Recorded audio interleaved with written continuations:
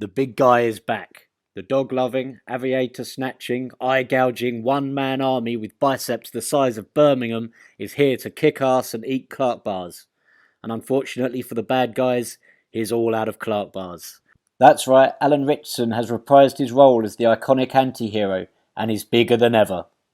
The new series opens with a man falling through the night sky.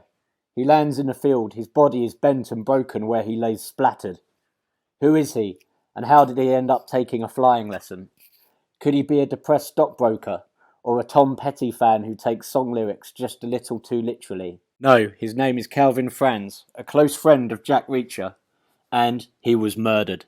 Which means that someone, somewhere, has made a big frigging mistake. Speaking of mistakes, somewhere in Arkansas another fool has just been dumb enough to carjack a woman and kidnap her child in the same town where Reacher is currently buying pants.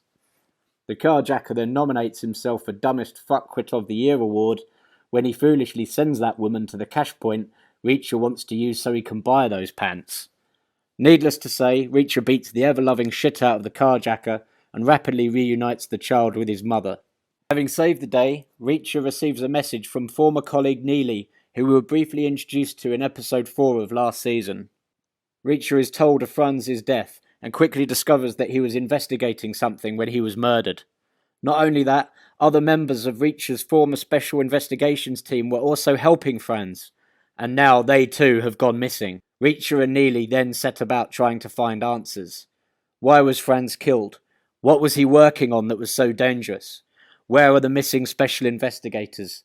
And could some of them possibly be involved in an evil criminal conspiracy? Reacher is a guilty pleasure. It's mindless fun and it doesn't take itself too seriously. You're not going to get any Shakespearean soliloquies, and there probably aren't going to be any awards for great acting. You're hoping for brutal fight scenes, witty one-liners, and enough twists and turns to keep you hooked. That's what Season 1 gave us, but could Season 2 deliver? In a word, yes it does. It's still hugely binge-worthy. A bit too binge-worthy if you ask me. Damn those Amazon execs who cruelly decided to release new episodes weekly rather than in one chunk like they did with Season 1. But as much as I love Season 2, I don't think it's as good as Season 1. There are a few reasons for this. Say what you want about Alan Ritchson, but you can't say that he doesn't take the role seriously. He obviously puts in the work at the gym, but he was big in Season 1, but now he's just ridiculously huge in Season 2. If Darth Vader has mislaid a couple of Death Stars, then he can probably find them in Richardson's delts. In my opinion, he's too big. It actually is quite distracting, almost a little comical. Now he looks too stiff and it affects his performance. He looks like a pumped-up bodybuilder who can barely move, let alone run and fight. I think he looked more authentic in Season 1. Also, many of the villains in Season 2 were either really stupid or just ridiculously useless. For example, the snipers at the funeral have to be the worst hitmen in the world. And as cool as the motorbike gang fight was, it did make me laugh how they decided to throw away all their guns and decide to take on a bloke in hand-to-hand combat who looks like he should be scaling the Empire State Building and swatting at planes. Sorry, but if you're that stupid, then you deserve to be kapowed, kasplatted, and used to redecorate the pavement. And why don't any of the bad guys have security on their phones? I know I'm nitpicking here, but in a TV series, details matter. But my biggest gripe is that Reacher himself does not get as much screen time as I would have liked. I haven't read the books, so barring the Tom Cruise films, which were okay, if not fairly forgettable, my only interaction with the Reacher character was the first Amazon season.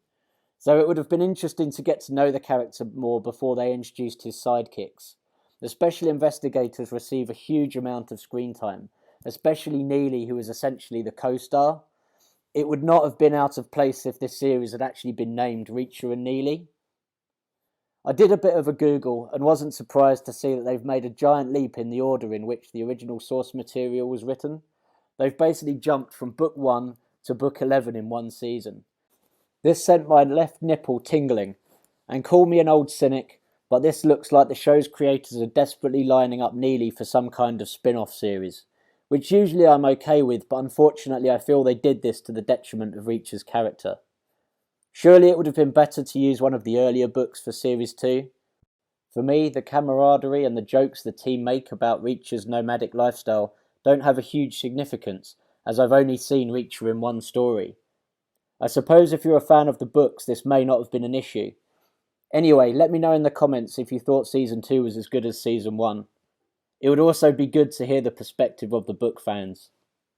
All in all, Reacher 2 was still great fun, and the biggest compliment I can give it is that there has been a giant hole in my Friday routine since it finished.